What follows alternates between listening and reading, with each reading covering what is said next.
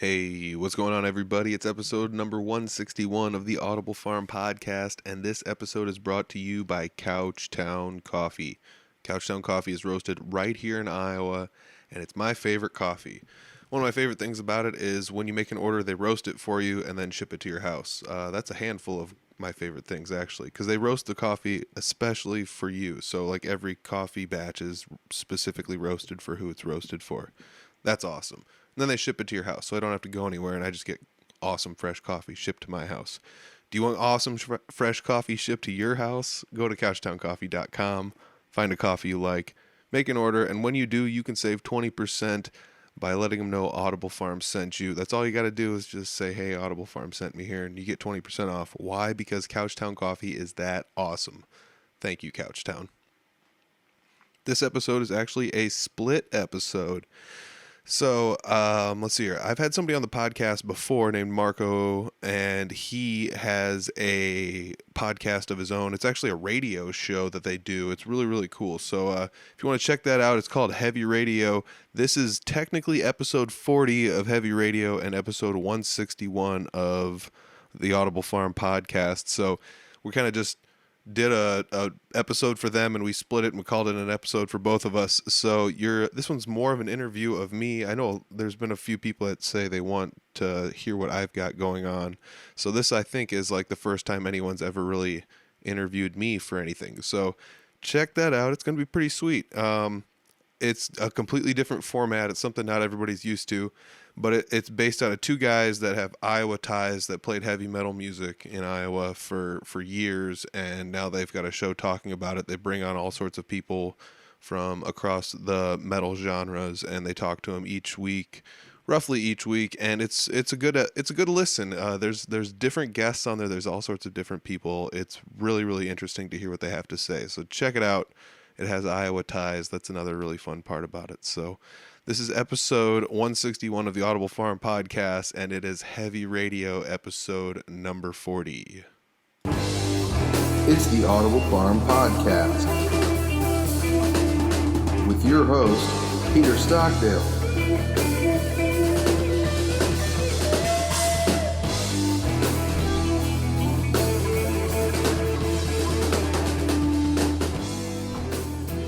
This is Heavy Radio 40, the 40, and this is a collaboration with Audible Farm podcast, audiblefarm.com, and this is your episode 161. It's Marco here, Eric's with us, and our kick-ass guest is Peter Stockdale from Three Finger Betty, the Audible Farm podcast. And do you have any other groups you play with? I know you play a lot of music with people. I definitely play a lot. So I play with Jesse Wilson. He's like, I guess you could call it like a country artist of sorts. You know, a lot of those are genre bending these days. And then I also play with a folk musician named Clint Riedel. So it's not exactly heavy music, but I started going to jam nights and realizing, you know, there's different music out there. Let's give it a whirl. So I kind of did. So that's where I'm at. Awesome. I feel like you have, in the last year or two, you've probably played as many shows as pretty much almost any musician on the planet. It feels like to me. Yeah, it's been pretty wild. You know, some weeks, I know I'm not a traveling musician and I got a day job, and it's fun because I've had a few weeks in there where it's like I'm playing 4 or 5 shows a week, you know, and that's a lot for anybody. And in a time period where most traveling musicians aren't playing unless they have a situation like that on the side.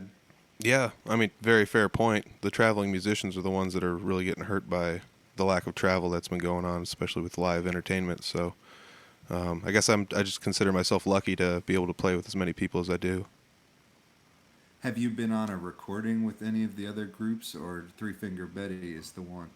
Three Finger Betty's the only one. I've I recorded tracks with Jesse Wilson in the studio, some of them just being like bass tracks or just tracks that are going to eventually get overwritten. I've done some solo work on some of his tracks, but they usually get overdubbed by other musicians. So it's kind of funny how that works out, but it's all just like, you know, the studio work that goes into things. So he recently released a music video, and on the music video I'm playing the solo, but it's actually in the studio. It was somebody else doing it. So it's It's kind of a little tongue-in-cheek thing that's pretty funny. So go watch that. You can watch me kind of fumble my way through a solo that I didn't write. What's the best? I know audiblefarm.com is the best way for people to check out Audible Farm and check out the merch. What's the best way for people to check out Betty and to get the the album or the merch for Three Finger Betty? At Three Finger Betty, pretty much anywhere except for Facebook. That's at Three Finger Betty Band.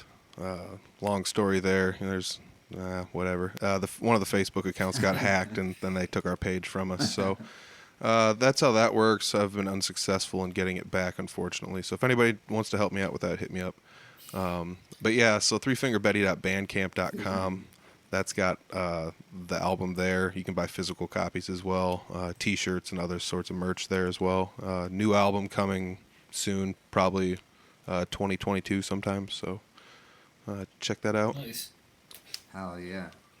And so a couple of our episodes incoming are going to be celebrating the fact that Raven is touring and one of their stops is here in Iowa, and you are going to be supporting them at that stop in Three Finger Betty.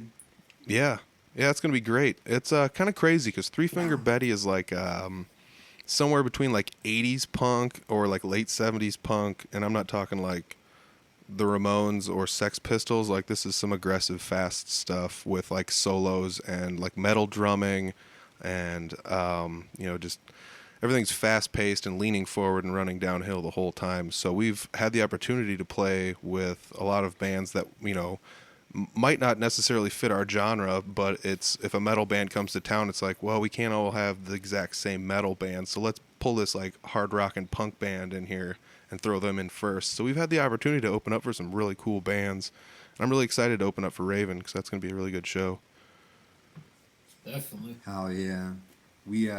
We like to kick things off with just some news that's been going on in the heavy world, and so this will be a joint Heavy Radio and Audible Farm news session. If you got anything, just chime in, Peter. The first thing I got is there's going to be a new species of fossil, or new species of conodonts that have a fossil discovered by a Swedish team of paleontologists. It's around 469 million years old. It's going to be named after Tony Iommi.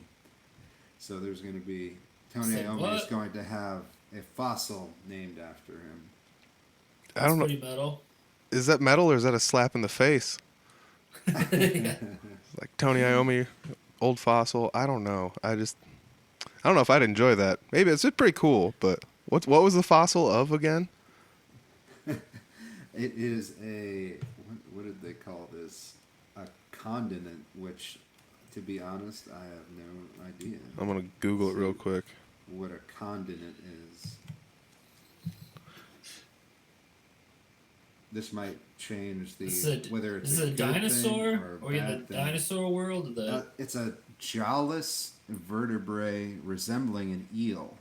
It looks pretty metal. Okay. It's got these bug eyes. It looks kind of like a snake eel thing. Looks like it's got lots of little sharp teeth. Well, that sounds pretty metal. All right, I'm in. Changed my mind. Yeah. Yeah, it sounds like a horror movie if there's a bunch of them. Yes, I think he is. I think he's on board with it, so it sounds like a cool thing. That's pretty sweet. Tony's on board. And just as a twofer with that, recently Bill Ward said he would push for making a Black Sabbath album with everyone that's still around from Black Sabbath. So that would be one of the few times where such a thing could happen for a band as old as Black Sabbath. And his biggest thing was he didn't feel like he could do it justice and tour on the road. But if he can convince the other guys to do an album, he says he's down. So there's that. I mean, when was 13 the last one? Wasn't that in like 2012, 13? Somewhere in that area? Sounds right, yeah. Just under almost a decade ago, at any rate. But yeah, I thought that was a really strong showing for them. So I think, yeah, any music is icing on the cake from that crew at this point. So I'm always Then down to hear new stuff. there was a The End EP that you could only get on the last tour, and it was sold out when I went to see them in Minnesota. But I had a friend who got me the tracks, and I dig those as well or better than anything that's on the record. So that was really cool too. But yeah, no, I honestly I'm at the point where when it's Black Sabbath, Iron Maiden, it's just a it's awesome to be able to hear anything that they got left. So Oh yeah. Yeah.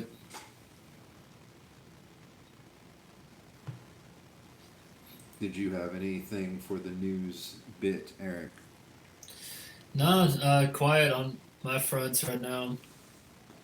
I have the ex-Death members James Murphy and Terry Butler are going to perform spiritual healing on the anniversary of Chuck Schuldner's death, and so it's going to be December 11th and December 12th concerts at the Brass Mug in Tampa. They're going to be joined by drummer Gus Rios and guitarist vocalist Matt Harvey from Exhumed.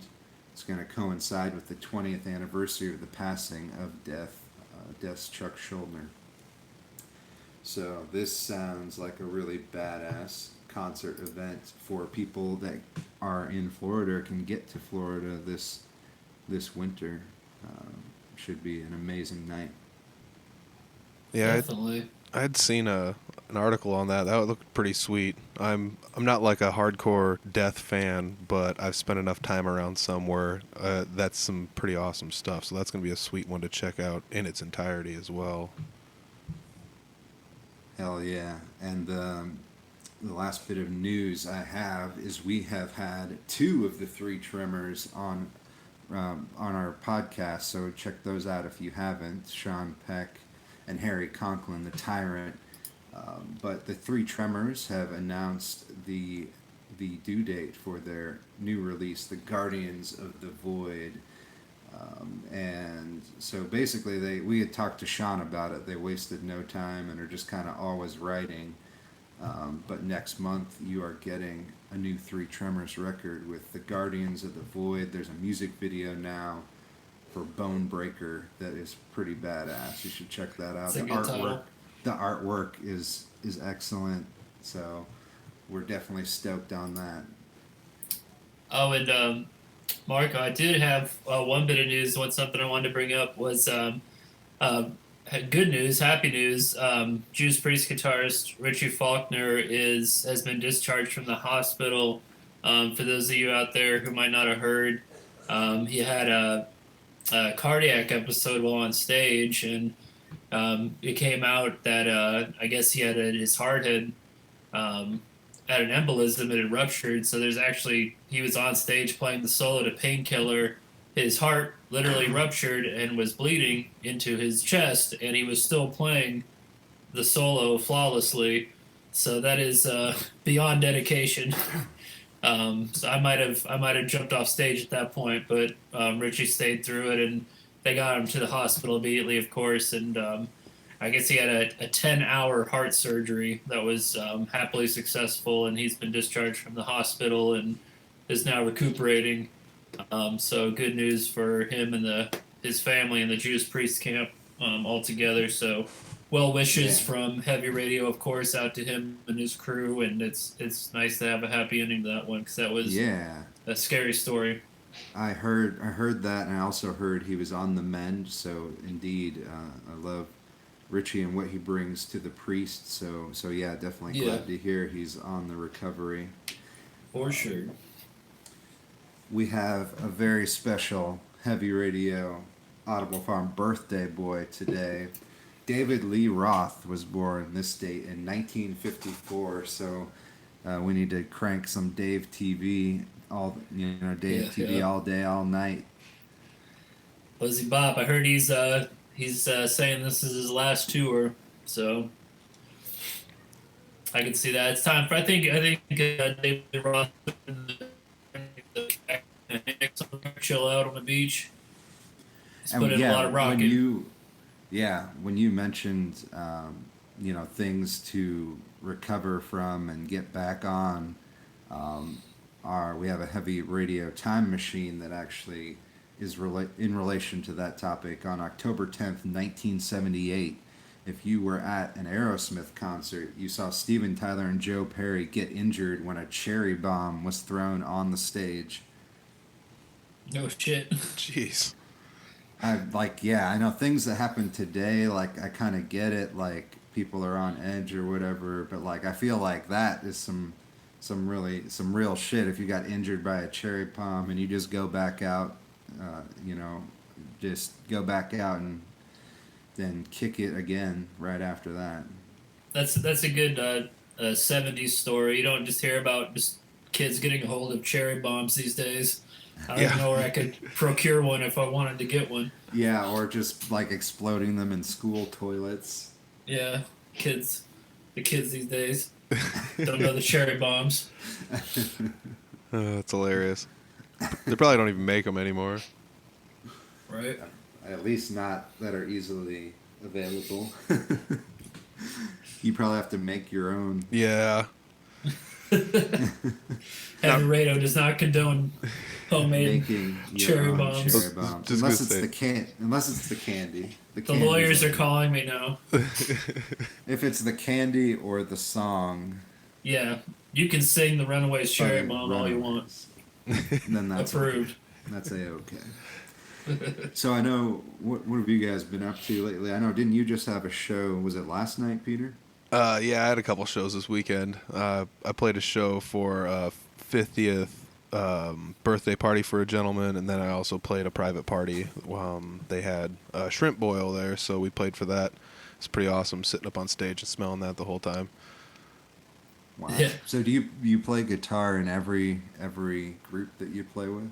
Yeah, actually. I had originally started going to jam nights, and there was plenty of guitarists and almost no bassists, so I'd bring a bass with just for fun. And then sometimes there was no bassists, so I'd end up playing bass all night. And I'm not like a professional bassist by any means, but I can keep a beat and play well enough. So I had started out playing with a handful of people, playing bass with them, and then I showed up at jam night and started playing guitar one night, and they were like, "I didn't even know you played guitar." And I'm like, "Well, secrets." So then I started playing a lot of guitar with people, but right now, yeah, that's all I play with anybody is guitar. Awesome. What have you been up to, Eric? Just living the dream out here in California, getting spooky season on. I am halfway, I'm a third of the way through my my Halloween marathon list. I'm sure you listeners out there, if you like heavy metal, probably have the Venn diagram between metal and horror movies is pretty strong. So it's been a good run so far. Saw the new VHS 94, which was awesome. I'm really excited for the new Halloween Kills next week. So getting ready to get my tickets for that. So just loving the Halloween season. It's my favorite time. So definitely get my spooky on. Awesome. I was at the Covered Bridge Festival in Madison County, and yes, that's one of the. We have so much to do in Iowa that looking at bridges is one of the big things that we do here. Like covered bridges. But I respect digress. on It's really cool in that lots of cool vendors and local businesses were there, so it was awesome. Good food, good people. Clint Eastwood made a movie about it, but people are always True. like, how many people did he kill in that one? And I'm like, none. And then they're like, was he grumpy yet lovable? Not really. And they're like, oh, it was a romance. And I'm like, yeah, he boned Meryl Streep. And That's romantic. yes. So I was trying to. I had never really seen the movie or read the books, so I was looking into it a little bit, and somehow what popped up was a Clint Eastwood cameo in the movie Casper. The live action ghost Casper? I don't know if either of you recall that film. I think I blocked it out. My childhood trauma. Okay, well, That let me one. break it down to you. Yeah, please I saw take it it back. I saw it in the theater, so I could not appreciate it. But now, I can hella appreciate it because there's cameos from here. Just let's check out this list. I'm ready. Dan Aykroyd, Fred Rogers, Mr. Rogers, Rodney Dangerfield, Mel Gibson, Ben Steen, John Kasser, who's the voice of the Crypt Keeper, and Brad Garrett. That is a motley crew. I don't remember any of those. I remember Christina Ricci and Casper, but I don't remember any of that. The rapid fire Rodney Dangerfield, Mel Gibson, and Crypt Keeper is definitely it's a sight to behold. Yeah, that's a dinner table right there. When you say like you can invite 10 people to dinner for a conversation, that's a hell of a group you assemble. There's some very scary characters as well. Yeah, Mel Gibson has gotten scarier in his older age. More beards. More unhinged. That's crazy. I might have to go back and watch it now. I remember not being my favorite back in the day, even as a kid. But for that insanity, I don't even remember that. I don't know what I was doing. I must have been talking to you in 4th grade or something. We weren't paying attention. I really don't remember it other than what I just witnessed, and I remember seeing it in the theater, and I had the little ghosts. Brad Garrett is one of them, Fatso or something. Oh shit! They came from Pizza Hut. It was like a you Pizza can put them Hut on your thing, hand or something, and right? They glowed in the dark. Yes. That's what I remember from that. It seems like it didn't really happen, but I know that it happened. We have the shared memory, so it must have happened. The corporate tie-ins. But anyway, that's enough about Casper, the live action. You always do this every episode. Somehow you bring up Casper, derail the whole show. At least it's not always Casper. But so Peter, we always like to get into people's background. When do you remember when you first kind of crossed paths with some kind of heavy metal or rock and roll, some kind of heavy music? Yeah, I mean, as ironic as it sounds, Clint Wheelman, formerly Blumker, the drummer for Dark Mirror, which you guys have some ties with. Yep. That he had shown me some music when I was in high school, and it was, he had this big CD case. This is back in the day when you needed CDs, and it had 300, 400 CDs in it, and it was just like every Maiden album, every Megadeth album, every you just name them, like a pile of Motley Crue, and you just go through it, and it's just like everything from hair metal to thrash metal to you name it that was even remotely popular. He had a copy of something in there, so we just started going through some of those, and Iron Maiden was easily the first one I took to, and it was just like the greatest band ever, and I mean that was it just sucked me in, and it was ironically, as crazy as that sounds, it was No More Lies by Iron Maiden was like the first song where I was just like, geez, this is like whatever this is, Halls, and it's like that was some weird times because it was like was that the name of the album? What was the name of the album? Dance of the Death. Yeah, that was one with the goofy CGI cover. It had a really funky album cover. Yeah, funky's the worst. Wasn't there like a baby or something? Yeah, I mean it's like a masquerade ball or something. Yeah, and it's all these horrible CGI characters and. Yeah. There is an Eddie. Yes. I think there's Eddie, but he's in the background, and the baby is like the feature or something. Yeah, it's pretty wild. But that's the crazy thing is that it's such a new weird Maiden, and people don't ever talk about that album. I love the album, but yeah, the cover looks like maybe a talented person could have made it with a 90s PC or something, with no editing program other than what the computer could provide. That's probably gonna be some next modern art. I'm gonna get a super old computer and generate art with it. So there's someone out there who's gonna send us an email and be like, "That's my favorite Maiden album cover, man." How dare you disparage that album cover? And that music video where they're in race cars and it's also computers. But yeah, no, I love the fucking album. There's a lot of it's got Passchendaele on it too. Passchendaele, yes. Yeah, Passchendaele. Yep. Good start, man. It's a good intro. Iron Man's a good jump on point. Yeah, I mean it was. And plus, I can totally imagine Clint Clint Wheelman as like the person who comes in and like, hey guys, check this out. And he just pulls out the fucking Megadeth and the Iron Maiden and Yeah, shit. yeah, totally. I mean, we had like commandeered a practice room at the high school we went to, and we just like plastered all these Iron Maiden and guitar players, like all these. It was just all over the walls, and we had like the entire Maiden discography printed off up there, and so that way it's just like, which one are we gonna listen to today? And we just start picking one or whatever. But it's like, before that I was listening to like Roy Orbison, and then like I was like just finally starting to find my way. It's like, well, this new pop punk is pretty cool because that's what's on MTV all the time, and thank God Clint came along and was just like, this is how people play instruments with not trying to make fun of people because half those guys are all millionaires regardless of what they play anyways. So When did you pick up a guitar? Was that later on, or did you have one back in the day? it was right around that time frame. I was probably like 14, 15, the time he started showing me music, and I was picking up a guitar too. So I was kind of learning like an odd assortment of stuff before I finally started to just be like, I'm gonna try and learn some Megadeth songs and see what happens. Or like, let's see what can I figure out how to play "Murders in the Rue Morgue" by Iron Maiden? I bet I That's a good can, one. So we started picking out random songs like that and playing them, and just kind of like basement jamming at that point. But we did have a high school band, and the high school band we were called Active Input. None of us were really talented enough in high school to pull off like shredding solos and stuff, so we stuck to like punk rock and things like that because that seems to be the go-to for a lot of younger people. Hell yeah!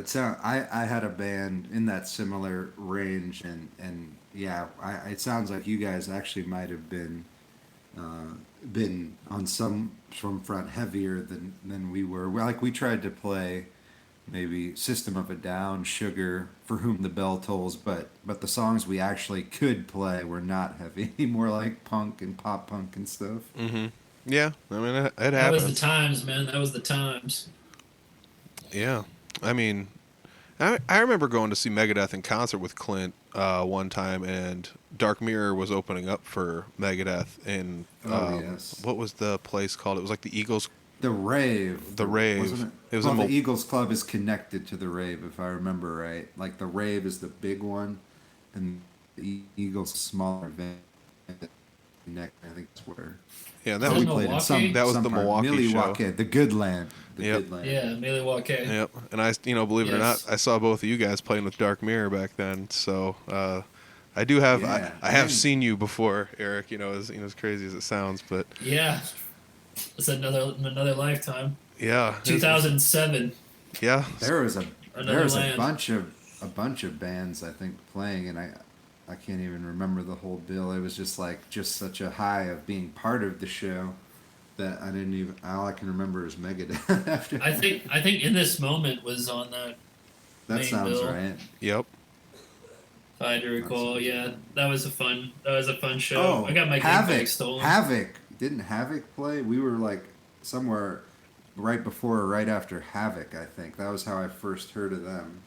Okay, I believe it. I And didn't maybe know them at the time. Primal Fear, or was that a different? That might have been a different show, but yeah, it's kind of it's a time period that is It's kind of a stuff blur. together, yeah. It was a very Dave TV time period for me. Hey man, that's the news. This is the news. It was a very win the contest to go on the road with Van Halen on MTV kind of time period. Taking bets to jump out a window, the Dave style. Yep.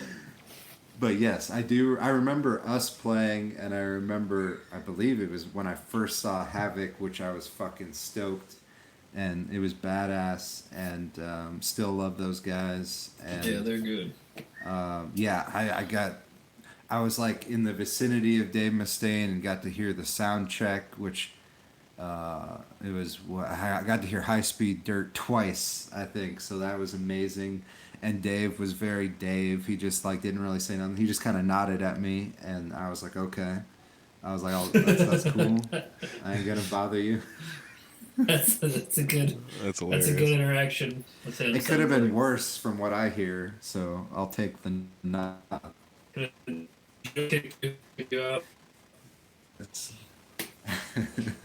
That's cool.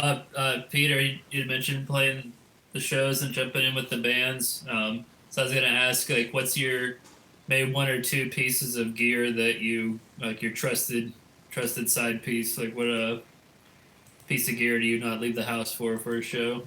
Oh man, that's kind of crazy. Believe it or not, these days it's probably a PVT 60. I mean, I've picked one of those up not too long ago. I started playing it, and it's like this is one of the most versatile instruments ever. Before that, it was a Les Paul, but you can only do so much with a Les Paul, and I've modded out Les Pauls.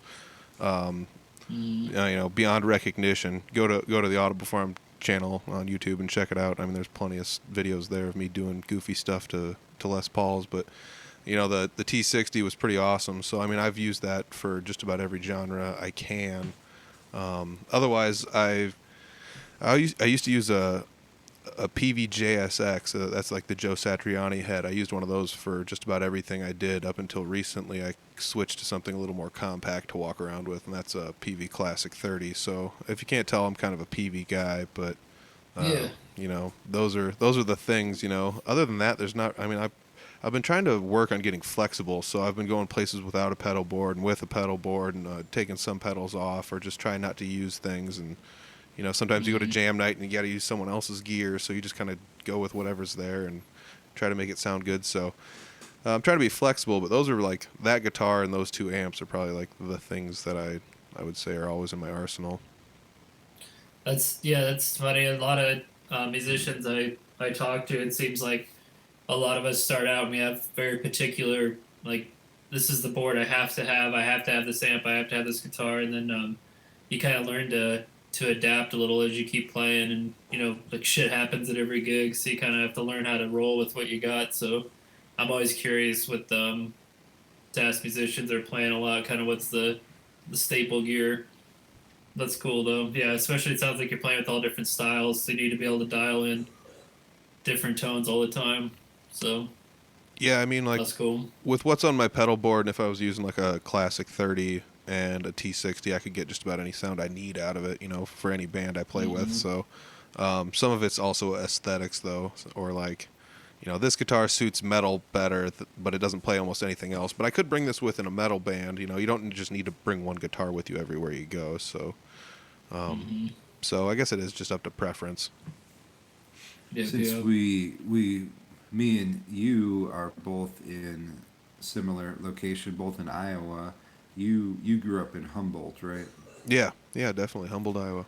So what I think is cool is because you have these people that you play with that aren't some balls to the wall heavy metal all the time. You play in some places around Iowa that wouldn't necessarily make sense for me to play at. So I think it's cool that you've played some different venues and bars and stuff around Iowa. Was there anything you remembered from coming up or even recently that was kind of a special memory in terms of the scene that you've been playing in? Oh, the one up north here, maybe? Like, I've only been playing up here for about a year, a little over a year, with bands up here. It's been a busy year, though. I've probably put on 50 shows with just people up here, but, man, I don't know. Like, there's been, like, little venues here and there where it's like, I know I'll get to play here eventually, but it would be pretty cool to play here or whatever. Or it'd be neat to open up for these guys. Like, there's an Iowa cover band called the Pork Tornadoes. They play... Imagine like girl rock kind of pop songs from like the 80s and 90s, but it's like dudes singing it, and one of them is he was like on The Voice, and he placed like close to the top 10 on The Voice. So it's like, it's kind of crazy how good they can sing, and they bring just like super high production value, and they pull in huge crowds, and it's just a big party atmosphere. And we got to open up for them once with Jesse Wilson and kind of bring people in with some kind of classic rockin' songs on acoustic and electric, and that was a pretty fun time. I remember that one. Probably won't forget that one too quick, because I've known like Mike Schulte, the drummer for the Pork Tornadoes, for a while over the internet. It was like the first time I ever met him face to face, and those guys were just so nice to me. So that was pretty cool. Otherwise, like playing with Betty, Marco, you and I were with Unity for a while. Band that was based out of Iowa as well, and opening up for some of the bands we opened up with. I I sent you a message about a couple of them, like Striker and Nova Rain and Helion Prime and I'm Oh Unleash the yeah. Archers, and I've had opportunity to open up for just all sorts of bands. It's like Night Demon and Bewitcher and just all sorts of bands that are either up and coming or are right there or have been famous at one point in time and are still out touring. Like Vicious Rumors, that was one that took me by surprise. I was just like, well, this will be all right. And then I watched them. I was like, Oh yeah. holy cow, this is insanely good, you know? So, That was Yeah, man, great. that's a list you just named. That's a list of bands right there. you That know, was great. Hell yeah. it always kind of blows my And mind. They come through town, and it seems like the promoters would find us and ask for us because at one point in time, like Betty was playing 30 or 40 shows a year too. So, I mean, we just wouldn't say no to anything. So, so we were playing a lot of shows there for a while. yeah, and I always think one thing, probably one of the coolest things in my book about Iowa is where he grew up. Humboldt was where Frank Gotch grew up, about 3 miles south of Humboldt on a small farm. I know we all have a passion for wrestling, and that's really cool. I know there's that statue there for Frank Gotch, and Frank Gotch was the first American wrestler to win the World Heavyweight Freestyle Championship, and he popularized wrestling in the United States. And there's a lot of people that are very big on wrestling that would say he's one of the best wrestlers of the 20th century. So this was like 1908, somewhere in there, 1910, and I just always think that's what I think of when I think of Humboldt, because I think that's really cool. Yeah, I mean, he's born and raised here, traveled the world, beat everyone he could beat for the most part, and came back here, undefeated world champion, retired, lived here, died here, he's buried here. You can go Yeah. visit his grave if you want. It's pretty sweet. Yeah, I mean, it's really cool. I wouldn't say that's where my love of professional wrestling kind of started, but like that was, it's definitely one of those things I leaned on like an anchor. I just like I'm from the land of Gotch, baby. Like and people would just be like, Well, yeah. that's so cool. And it's cool. It took a while, but now, what, Big E is the champion? Wasn't he's Yep. from Iowa? Or he wrestled in Yeah. Iowa at least, and Seth Rollins too from Iowa. So that's kind of cool. Yeah, Seth Rollins. Yeah, he wrestled in the Quad Cities area a lot. And Big E played football for the University of Iowa, I think, if I'm not mistaken. So, Yeah. yeah, definitely some guys with Humboldt or Iowa ties that are getting in there. It's that weather, man. It makes you tough. If you want to play shows or do anything, you got to be ready to do it in that sleet and snow. So if you want it, you got to. It'll put you to the test. You got to want to do it. That's true. Did you get into pro wrestling younger or more recently? When did you kind of first get into it? Oh, I was like younger. I'd see it on TV or whatever. I didn't grow up with cable, so if I was ever at someone's house, there was a point in time where almost every channel had wrestling on some point in the time. Every single day of the week. So, whether or not it was WCW's Saturday night shows that they had at the time, or whatever was going on Monday Nitro or something like that. If I was ever at someone else's house, it was just like, this is so cool. I got to watch this. And believe it or not, like I said, I grew up without cable, and my grandpa would tape Monday Night Raw for me, and then just like give me the tape the next day. So I'd go to school the whole like Tuesday, just like, don't say anything to me, everybody. I'm watching Raw tonight. Like, don't. So Yeah. no I- spoilers. I Tuesday didn't- lunchtime, man. That Tuesday I never- lunchtime conversation was real. I sat I by never myself.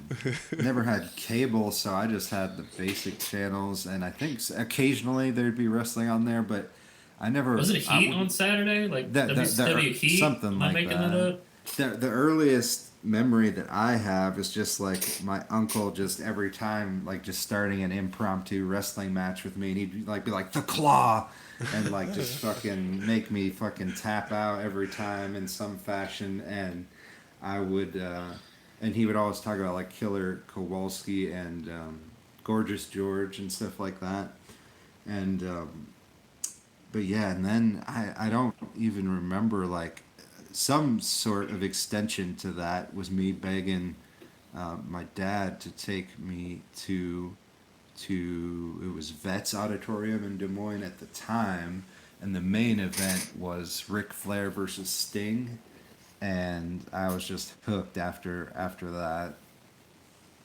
The Four Horsemen. Little WCW Yeah. action in there. That's rad. Those are good times. That's good classic wrestling times. Yeah. And then after that, it was going to Video Warehouse in Des Moines to just check out all the wrestling VHSs we could of whatever company we could. Yeah, I remember like going and checking those out as a kid, and just like being like, "Oh my gosh, Hulk Hogan wrestled the Ultimate Warrior once. That would have been epic," you know. Yeah. Then you watch it back, it's like, "Wow, this is all right match," you know. Once you've seen a lot more wrestling, then you're like, it's not one of the best, but in the moment, it was fucking amazing. Yeah, yeah, It was exactly. the most energy, high energy, It was high energy. high energy promos running to the ring. Yeah. Oh man. Yeah, Good shit. I went to like indie wrestling show at a county fair once, and that's what like kind of sucked me into going to see a lot of live shows. And I went to just tons and tons and tons of indie wrestling shows to the point where I've hobnobbed or whatever with a bunch of pro wrestler dudes that are eventually made it on TV in one capacity or another. You know, and it's pretty sweet to be able to spend enough time around the scene where you're just like, oh, these guys became famous. That's pretty sweet, you know. And now it's awesome to say that our mutual friend and Clint Wheelman's wife, Kelsey Magnolia, is a professional wrestler. Yeah, yeah. As a matter of fact, she wrestled somebody this last weekend that we had seen wrestle multiple times before. So it's kind of crazy for her to be like, Yeah. she sat in the crowd and yelled at these people for years, and then finally jumped in the ring, and now she's wrestling them. She's wrestling them. Yep. Yeah, that's awesome. Coming out to That's Hellion to a Hellion track. Yeah. Yeah, Fucking awesome. yeah. I mean, like, as far as I know, believe it or not, she got like 100% permission to use that too. So that's like one of the Yeah, things it she was. I did. Yeah, I talked to her about it. From Anne herself gave her permission to use the song, so it's 100% legit. Yeah, she wanted to go through and make it as legit as possible, and like She took it that's up awesome. a notch. I think there was a couple shows where Jerry Lynn went out to a Dark Mirror song, if I recall right, and that was fucking amazing. But I think she took it up a notch. She is actually wrestling and coming out to Hellion. That's pretty sweet. Yeah. Oh man, Jerry Lynn. Went and saw his retirement show. That was pretty awesome. Yeah, it was. Oh shit! It was from Patterns of, or no, it wasn't. It was from the first album, Dark Mirror, Visions of Pain. I can't remember what song he came out to. Was it Invisible Game? Invisible Game, yes. Nice. Fuck yeah. I won 5 points. Put it on the board. Yeah, I can't believe you remembered it and I didn't. It was Invisible Game. Fuck yeah. But yeah, no, I love any time that I turn on whatever I can and it's Jerry Lynn wrestling. I fucking love it. Yeah, that's a guy. I mean, a lot of people would say, you know, he was on TV, he was famous enough, but it's like I don't ever think he got his props the way he should. Oh yes, he should have been a champion or champion longer, more often, and he should have been as big as anybody for my money. Oh yeah, I mean the matches with him and 1-2-3 Kid back in the day, Sean Waltman, X-Pac, Six, whatever you want to call him. But I mean, even in more modern times, I guess that's still 20 plus years ago. But him versus RVD, those were great series of matches, and I mean, whatever. You know, you just can't win them all. I guess wrestling's one of those things that's so weird and subjective and political all at the same time. It's hard for people to rise up the ranks. Yeah. I mean, I feel like it's. it's the same. Any entertainment business, there's always going to be people that are just as good as the people on top that don't get to the top. Yeah, 100%. Yeah, I actually honestly I put Raven in that category, who I fucking love, and I actually saw there's going to be a tribute album to Raven called All for Raven, and it's a testament to their career and also how they do have global appeal on the planet, because there's going to be bands from Europe, USA, Africa, bands from Latin America, and bands from Asia are going to be on this. It's a 12-track tribute to Raven called All for Raven. It was coming out. Hell yeah. And we're stoked because we're going to have We're gonna have the other support act on an episode, and we have an episode with John Gallagher from Raven, and that'll be coming Yes, out we the do. pipe real soon. It was a fucking honor. Yes, it was. It was a really fun show. Cool. And just on a stream of consciousness thing, when I'm still thinking about that fucking Aerosmith Cherry Bomb, and Of course you were. and I was just like kind of looking into it, and somehow this happens. Alicia Silverstone, who was in an Aerosmith music video, at least one, right? She Yeah. just joined Bumble, the dating app. So if you want to possibly date Alicia Silverstone, I'm telling you, I'm telling you have a chance. You can shoot your shot, man. Like 5th grade you can have his day. Yes, it's possible. Anything's possible now. And then when I was closing out of that, I got a pop up for this Mom's Spaghetti. Have you heard tell of that? Yeah. Eminem M&M's? opened a restaurant in Detroit called Mom's Spaghetti. I think it's drive-through only too. You can get it's like spaghetti in like what looks like the takeout typical container. Chinese takeout, and then you can get a spaghetti sandwich. He looked. I saw he was like served the first 10 customers. It didn't look. I don't know. We'll see. I'd try it, man. Why not? I mean, there's really only a few things that interest me about Detroit. I'd see the RoboCop statue, and I would go to Mom's Spaghetti. I mean, it's mobile spaghetti. I love spaghetti, and I love being on the move. So if you can give me my spaghetti to go, I've never eaten spaghetti while walking around town, but hell, it's 2021, man. Fuck it. Hell Moving yeah. around spaghetti. It's time. I think it's time. On that note, Mom's Spaghetti, to get into the Heavy Radio 40 and the Audible Farm 161 Heavy Yeah. Radio playlist tracks for Spotify and YouTube. And I'm gonna come out the gates with Flotsam and Jetsam with Hammerhead, the first track on Doomsday for the Deceiver. Came out in 1986. What a And- fucking track. Yes, and Jason Newsted was a big hand in writing a lot of this album, and just really, I feel like if anybody ever questioned Jason, they could only they would be put in their place if they took a listen to or dropped the needle on Flotsam and Jetsam Doomsday for the Deceiver. Hell yeah. Classic album, hands down. And this is something that I didn't know. The album cover is somehow seen in the 1988 movie Sleepaway Camp 2: Unhappy Campers. It's a little tidbit for you that I did not know about Doomsday for the Deceiver. That's another album. I feel like the cover is goofy, but in a way that's great. Kind of like the first Anthrax album. Mm. Yeah, it's like we don't want to change it, but it is. If all you saw was the cover and didn't know the glory, it would be like, wow, that's something. He has a pretty good grip on the devil's head.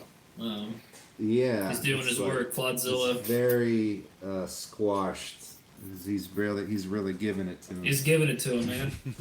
You're not gonna bust into hell to kill the devil and not go all the way. Yeah, and yeah, featuring Eric A.K. on badass lead vocals. Peter, what is your first track that you're bringing to the collabo? Oh man, so yeah, I did send mine over to you, but let's start out with this one. I got if you need, I got them here. So like I got one here. It's Megadeth, Into the Lungs of Hell / Set the World Afire. Ugh. Good one. So the first time I ever heard So Far So Good So What, I was like listening to it. I'm like, when does he start singing? This is just shredding the whole time, you know? So it was just kind of mind blowing to be like, he didn't even start singing until like 4 minutes in the album. And this album's, you know, it's only like 50-ish minutes. So it's kind of crazy to be like, that's nuts. You spent that much time not even introducing your voice into any of it first. So, yeah, plus Hell yeah. that was a Megadeth album I got into a little bit later, but that was one that was still, first time I heard it, I was just like, holy crap. I very vividly remember the first time I heard it and saw it, witnessed it, was I was at a sleepover at Eric's house when we were kids. I think we were playing Duke Nukem. and I just look at like I've been familiar with Megadeth to a certain degree, but not that album. And I was like, oh fuck, this is so nasty. And like I'm like, is this so? The whole production team and engineer were on speedballs too, or something, because this is fucking just so gross. It's and I on that love whole it. album's unhinged. It's that It's unhinged like vibe. I mean, I'm not one of those people that complains about remastered versions, but with Megadeth, I just love the originals so much. Like in all their fucking glory, all their fucking audio nasty glory, that I go for the originals, and I don't really listen to the remasters that much in most cases. But yeah, no, just and I love how it's like a realistic Vic Rattlehead on the album cover. Yeah. And of course. Yeah. No, and that's a great fucking track. Oh yeah. My first pick for this week is a dude named Space Ace Frehley. He came down to Earth, touched down about a decade ago to release this banger of a song called Outer Space. And it is just a boggy ass riff. This whole album was Anomaly by Ace Frehley was just a step forward for him. Like I love his solo record and his stuff through the 80s, but this he just came back with it's just heavy and almost like stepping in Alice in Chains territory as far as the bogginess of the riffs. So if you guys haven't checked out that album by Ace, great album front to back. So, but this song is the one that got my attention. That is "Outer Space" by the Space Ace Frehley. I love the song. I love the album, and it was like, whoa, it was so hard to believe he was going to put out something that can stand up with like his '70s record, and I think it does. It's like picking up right where Ace left off. I got to see him a few times, but on that tour, I believe it was actually the Rave with Clint Wheelman. Saw him it was fucking great, fucking ozoned as hell. It's awesome. You gotta get ozone, man.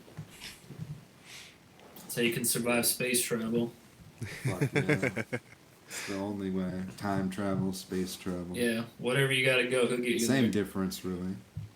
P&L statements. Yes. My next track for the playlist comes from Spreading the Disease, the second studio album from Anthrax, Megaforce Records. 5 years came out. What, something 20 some days after I was born, and my track is it's hard for me to pick just one track from Spreading the Disease, but I'm going with the first track again, AIR. Oh, Yeah. Great good song. Made me love Joey Belladonna. When I was playing in a band with Eric, we covered Medusa, but I totally would have also covered AIR. I would have covered anything on that album. Fucking love it. And Brutal, man. That song is relentless. It's just like punching you in the head, like straight up, nonstop. yeah, There's and no breathing room in that song. it's pretty much when Anthrax like went full on all full on Anthrax. Yep. Yep. Yeah. They found their groove. Yeah, it was definitely an album. That was another one of the ones when I first got a hold of that one. I was just one that like Clint was like, "You should buy this," and I'm like, "Okay." And then so I bought it and was just like, "This album is insane," you know. And he rarely steer you wrong. He rarely steered me wrong, you know. So that was I always took it to heart when he said, "Listen to this." Yeah, and right after this album was completed, Scott Ian and Charlie Benante would form Stormtroopers of Death and record the album Speed, which is, you know, a milestone in crossover. So it's like just fucking a wild ass period of creativity and fucking glorious noise. Plus, I think Dan Spitz, his fucking playing is really fucking tight. Yeah, he's another guy that I think is underrated. I mean, there's some Yeah, I people that feel would like he's argue one way or he's the other on that, but one of the underappreciated members, the probably the main underappreciated member of Anthrax because he brought a lot to the fucking table for my money. yeah, yeah, man, you gotta love that.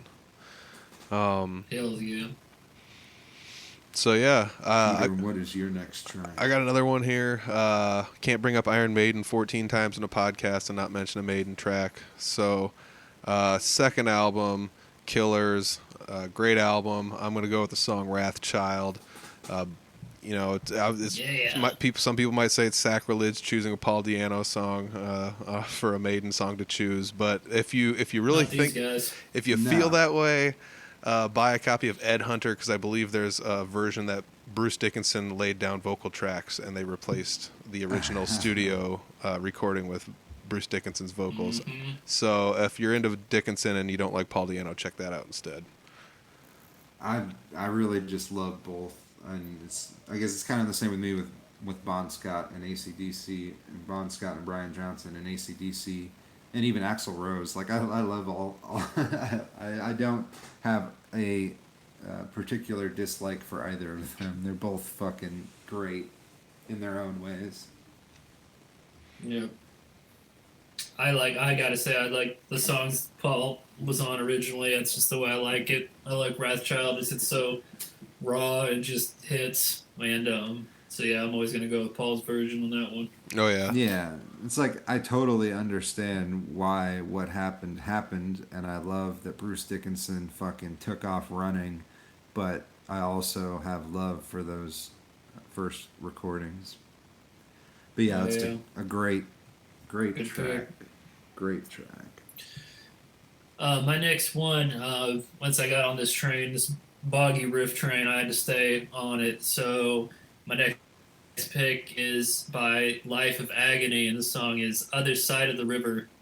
This is one that, I mean, the song's from the early mid 90s, and I've never really listened to a lot of Life of Agony until maybe last year. The song just came on randomly on a playlist, and I was like, what the hell is this? This is good. And so I dove into them. They've been around, yeah, for decades at this point, and this is definitely one of their main songs, it's The Other Side of the River. Just really catchy. It's in that, I don't know where you'd place it. It's grunge was happening, but I wouldn't call it grunge, and it's maybe in like that Tool zone, maybe like the heavier Rollins stuff. It's just that industrial metal. It's really hard to put a pin in that early '90s area. There was so many metal was this spiraling off into all sorts of mixes, but yeah, I gotta give props to Life of Agony. This riff is badass. The song just is boggy. This riff just kicks so much ass, and I have to try constantly not to accidentally rewrite it when I'm jamming. So definitely check out Life of Agony with Other Side of the River. Hell yeah. My next track comes from the third Tremor, Tim Owens, and this is from his album Play My Game. It was his debut Nice. solo album, had so many badass musicians on it. But the track I'm going with is The World is Blind, which was written by Owens. But on the track, you got Doug Aldrich on guitar, Billy Sheehan on bass, and Simon Wright on drums. A great fucking Super group. of motherfuckers. And yes, The World Isn't Blind. It's a heavy hitter, hard hitter from Tim Owens. The World is Blind. Hell yeah. that's pretty sweet. So I got another song here. My next song is from an album that just recently turned 25 years old. I've chosen a weird song that I think it will still fit in the genre. It's Stuck Mojo, Here Comes the Monster. Stuck Mojo is one of the pioneers of what would kind of become rap metal or new metal, but they were doing it in the really early 90s, and they played a lot of shows with Seven Dust when they were in the Atlanta area, so I got really into them. I got actually an odd story that kind of fits well with that. So, like, a handful of the members of Stuck Mojo are now in the band Fozzy with Chris Jericho, speaking of pro wrestling. And so I had done a Fozzy meet and greet a couple times, and eventually I was just like, I'm not going to do the meet and greets anymore. How many times can you meet and greet somebody or whatever? So I just like went to the show early, and I was there so early that the doors were open and there wasn't a doorman there or anything. So I just walked in, and I'm just standing there, and Rich Ward, the guitarist for Stuck Mojo / Fozzy, like walks up and starts talking to me, and he says, "That's a cool Diamond Head shirt. You know who's gonna like this? Chris. Stay here." So he goes and leaves, and then Chris Jericho just comes walking out the back, and he's like, "Cool Diamond Head shirt. Did you get that at the Raven show last week?" And I can't remember, like, it was in California somewhere. And I'm like, "No, like I'm in Iowa. Like I don't have like a random Tuesday off to just go to California and go to a show, but so it's kind of weirdly full circle that I chose that one there. So He's used to being on the road. yep. So Yeah, I mean, That's cool, man. That's a fun story. I've gotten to the point where I'm not gonna hate on the meet and greets. Like the most recent one I went to was Glenn Jacobs, and the money was going to like Knox County Public Schools. So like, I couldn't be mad at that. And like, some people are just as cool whether it's an organic meeting by chance or a meet and greet. Like, there's people that it's still awesome either way. So you know, I've been through the different feelings on them, and for the right people that mean something to me, I would go either way. yeah, I mean, it is really fun. I've rarely had a meeting with somebody famous that had kind of turned me off. So that's, I guess there's a plus there. But I've done a lot of meet and greets, and I've met a lot of people, especially pro wrestlers. Like, just I don't know. Like, I used to hang out with some people that had a company in Iowa called IPW, and they would every now and then bring like Hacksaw Jim Duggan in, and every time they would, the promoter would call me, and he'd just be like, "You want to come hang out with Hacksaw?" It's like sure, I'll come hang out with Hell Hacksaw. yeah. And Why Hacksaw wouldn't? is like the nicest Seems guy I've ever met in my A entire great life. person to hang out with. You know? Did you get the recent one that I was interested in that I missed was Hall and Nash? They were just through Iowa. Yeah. If I recall correctly, that was a lot of money, and Maybe that was it. and I don't know. I'm not. You got to pay the man. That's you just whatever it is, pay the man. But still, like, I don't know. Sometimes I'm just like, I'm not separating with that much money. I'm really just upset that I didn't get my VH copy of Secret of the Ooze signed by Kevin Nash. That's for Yeah. Oh, that'd be sweet. Or my Scott Hall toothpick. He's gonna autograph a toothpick. No, you just want the actual toothpick from him. Hey, yo. Hey, yo, take this toothpick and shove it up your ass. Yeah. I'd accept that insult. I'd be like, that's what I came here for, man. I'd just be like, sweet, walk Thank away. you. You just gotta put the toothpick in That's your all mouth. I Walk needed. away. Yeah, hell yeah. Let's see. My last classic pick for the week is a band called Quicksand, and the song is called Phaser. This was around the same time, mid '90s. Just that grungy industrial thing where like metal was kind of spinning off, and just really another song that I knew from the radio, but I've never really dove into them. But I've definitely over the years have grown a real appreciation for this band and this song in particular. So definitely check out Quicksand and their song Phaser. Brutal fucking riff, great song. Hell yeah. So getting on to heavy radio and Audible Farm Collabo, fucking, this is my new track. My new track comes from Exodus. This is Clickbait, and this is going to be on their album Persona Non Grata, set to arrive on November 19th. And yeah, fucking, it's about, if you want to hear some Exodus, they're firing it up for you on all cylinders. So definitely check it out. There's a video you can check out, and They, making me look forward to cranking this new Exodus album. This Exodus with Clickbait, Crank It. Awesome. Nice, nice. Yeah, I for the newer songs, I actually tried to choose something that was a little closer to the heart than just a band I liked. So I chose Striker Heart of Lies. It's not necessarily like a brand new song. It's been out for a while, but it's still within the last 10 years ish. So Striker, I ended up opening up for them with Unity at I believe it was at Gabe's in Iowa City, and that Yeah, was I was there. that was one where I went to the show and I was, I don't know, once you play so many shows, you kind of get desensitized to who's around you sometimes. But I just stood in the back and was watching them, and I could not take my eyes off the show. It was just every single part about it. Like, lead vocals, awesome. Like, every guitar part, awesome. Bass, awesome. The drums, insane. You know, the light show, crazy. The place was packed. Everyone's going nuts. And it was, Stryker was one that just kind of blew me away. And the more I looked into them, I'm like, these guys can't write a bad song. You know, they just can't.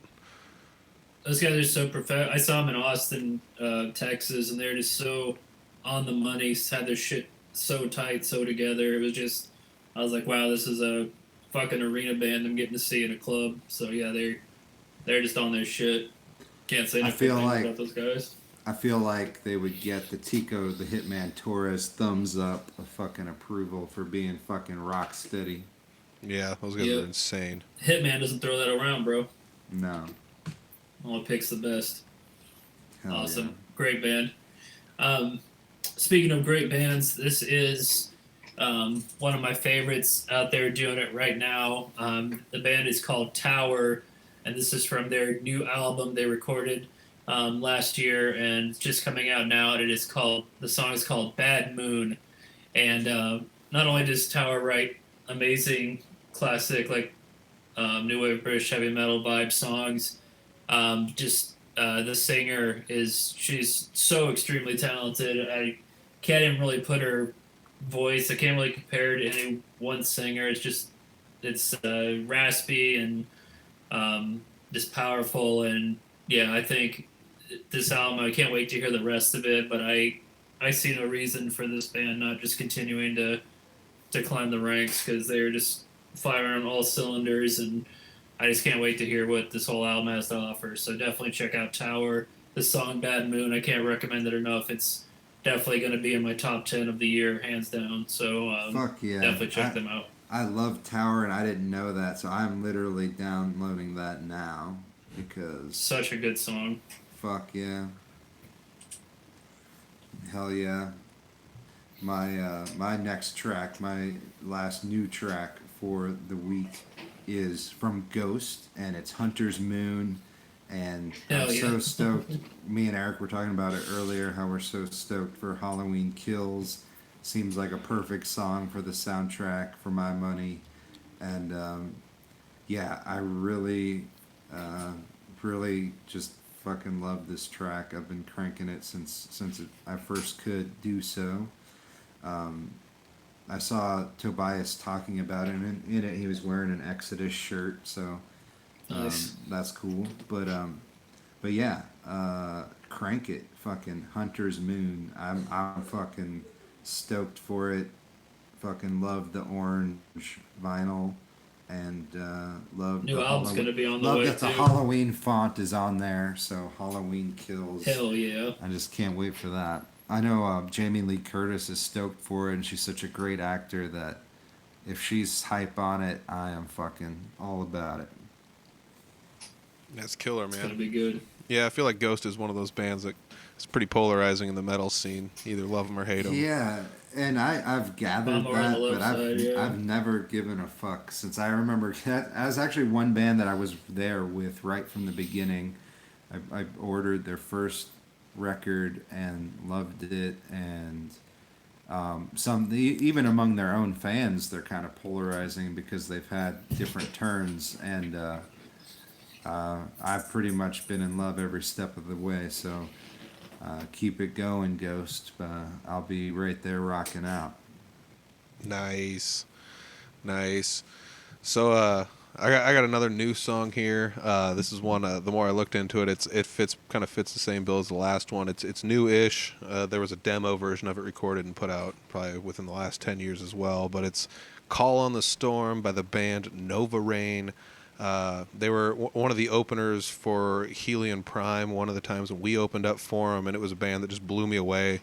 They play like Dragon Force level amount of notes, and it has this like kind of Celtic speed metal feel to it. So if you're into that kind of stuff, check it out. I kind of enjoy going through all different genres of metal and kind of, trying to test out the waters on that one. And when I opened up for them, I was like, I can't believe I'm in a club opening up for this band, and these guys are playing this many notes, and there's only that many people there because you can only fit a couple hundred people in a little club sometimes. And I don't know. I put them on my playlist. I spin them every now and then, and it's kind of wild when you go look at their stats online how few plays they're actually getting for how awesome it sounds. I feel like that's one of the perks of playing music in Iowa is you find yourself in these fucking situations of like, how is there not a million people watching this band? It's so fucking mind blowing, and I'm a part of this evening, and it's fucking awesome, and you just gotta live it and be in the moment and then fucking cherish it.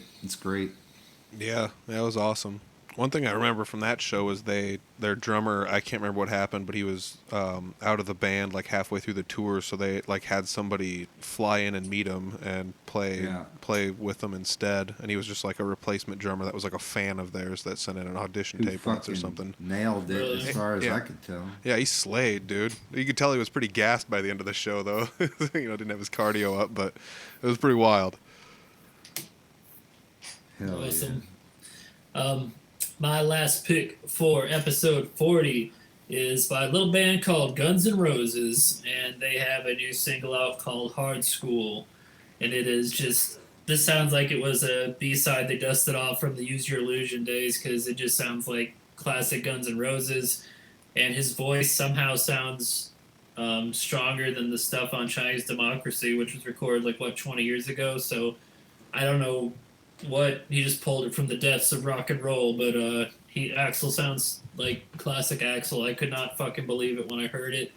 Band sounds fucking great, and Slash and Duff holding it down like they always do on everything, and just a great kick-ass rock and roll song, not trying to be anything more than just a kick-ass rock and roll song, and that's exactly what I want, and I couldn't believe I got this brand new classic Guns N' Roses song. So check out Hard School. Fuck yeah. It's been a great Heavy Radio 40 and episode 161 for you, Peter. So Yeah, buddy. That's fucking awesome that you have gotten to 161 episodes. Yeah, I just hit 3 years on the podcast. I don't know, last month sometime. Yeah, you have had so many great and interesting people on it too. It's been pretty wild. Mostly local musicians, but some people outside that box, like Danny Rabin from Marvin, which is like gypsy jazz kind of fusion stuff. So, I mean, like, that's not quite exactly metal, but it's still a million notes. It's like the most notes per dollar spent at a show you'll ever get. So, Yeah, good music's good music, man. Yep. That's cool. Everyone definitely check out Peter's show. Episode 40, episode 161. Crank it. You can find them wherever you find podcasts. Crank it loud. There it is, everybody. It's episode number 161 of the Audible Farm Podcast, and it was episode number 40 of Heavy Radio. That's some like crossing interdimensional portal crazy stuff right there, and we just did it together. So I hope you guys enjoyed that episode. I had a fun time sitting down talking with Marco, and I had a fun time sitting down talking with Eric. I'm not sure Eric knew before we did the podcast that I've actually seen him play before, and I've seen him play a handful of times with Dark Mirror in the Des Moines area, but I didn't just see them play in Des Moines as we discussed in the episode. I saw them play in Milwaukee actually one time. I think that was the first time I had ever seen Dark Mirror, believe it or not. That was a crazy show. It was one of the first handfuls of concerts I went to. I very vividly remember that. And I've been back to Milwaukee to see a lot of shows. It's a great place to go see shows. So if anybody likes going to concerts and you're tired of going to the same places, head over to Milwaukee. It's awesome. I mean, it's a bit of a drive, but, it's not that bad. I really, really enjoy the place. So check it out.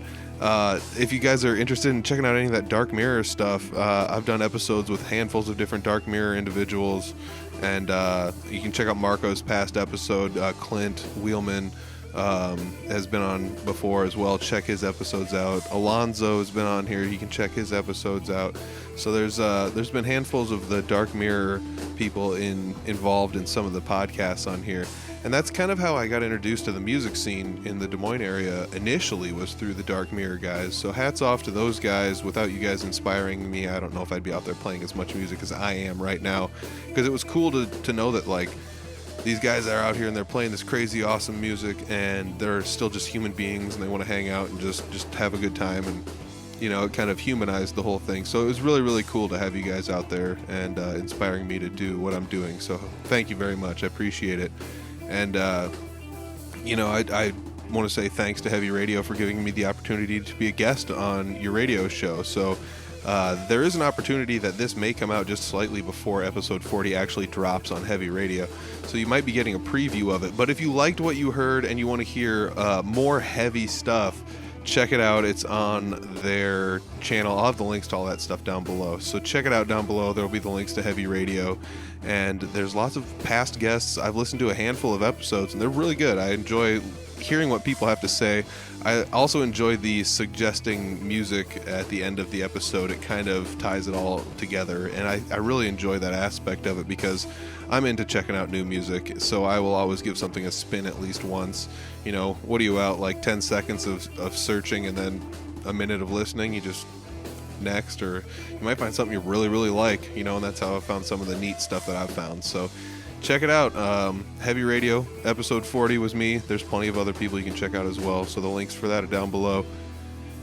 If you guys want to support the podcast, you can do it monetarily by subscribing to the Patreon page. The Patreon page costs $1 a month, and there's video versions of the podcast on there, so you can check that out. If you guys are looking for merch, there's merch at shop.audiblefarm.com. There's t-shirts there. I'm debating getting more hoodies. It's getting chilly again. I need to. I know I've had a couple people hit me up, so maybe I'll get some more hoodies back in there. I might get a different design, so those people got the first hoodies, the tricolor ones. That might be a limited design. I'm not sure. We're debating still. So we'll see what happens with the hoodies. But check it out, shop.audiblefarm.com. If you're looking for hoodies, they might show up sometime before you know it, so keep an eye out on that. Otherwise, if you're looking to support non-monetarily, you're doing it right now by listening to the episode, and I have to say thank you very much for doing that.